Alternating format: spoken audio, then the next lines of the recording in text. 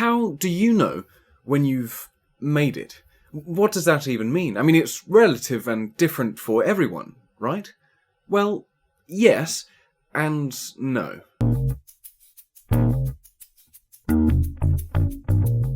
Almost everyone has thought about what it would be like to make it financially, but most of our minds are very skewed when it comes to this particular area. We jump straight to big houses and fancy cars and a lifetime supply of chocolate muffins, but the reality is actually quite different. To make it doesn't mean that you have a massive salary or that you inherited a very large sum of money, and it certainly isn't defined by having lots of luxurious belongings. You see, you could lose that job in a week from now and say goodbye to your lovely large salary, or you could blow all your inheritance on some luxury that you don't need, or be swindled out of your money by someone who understands money a lot better than you do. So if these things don't define making it, then what does? Well, fundamentally it comes down to two things, one mental and one material, and very often, in fact almost always, you'll find that they both go hand in hand. The mental aspect of having made it is a fundamental understanding of money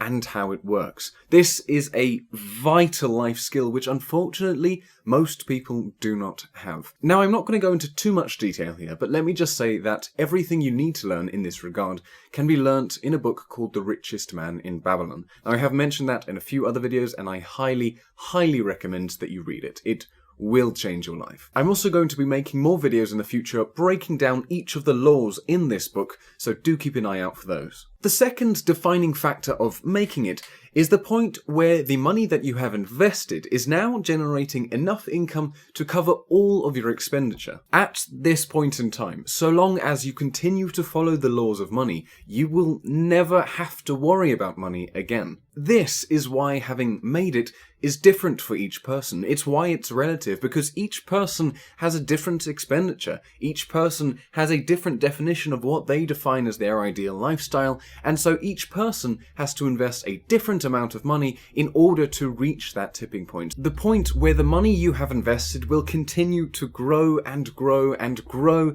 generating enough income that you can stop working or spend more time with your family or learn a new language.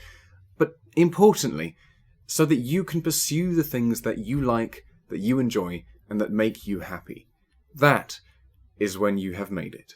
Hello friends, for those of you with your thinking caps on, you may have realised that I was a little bit of a silly Billy. I made a mistake. You see, at the beginning of this video, I said, surely making it is relative. Well, yes and no. However, I only covered the yes aspect, that being of course that it is relative, because each person has to invest a different amount of money in order to make it. However, I didn't cover the no, it's not relative aspect.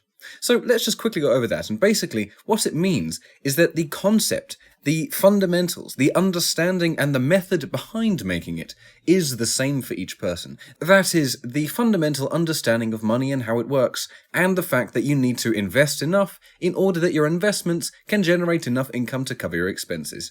That is how making it is both relative and not relative. So yes, but actually no. Thanks for watching, folks. If you enjoyed this video and you want to see more content about money, saving, investing and building wealth, do be sure to subscribe. I upload videos weekly and I really, really hope to see you in the next one.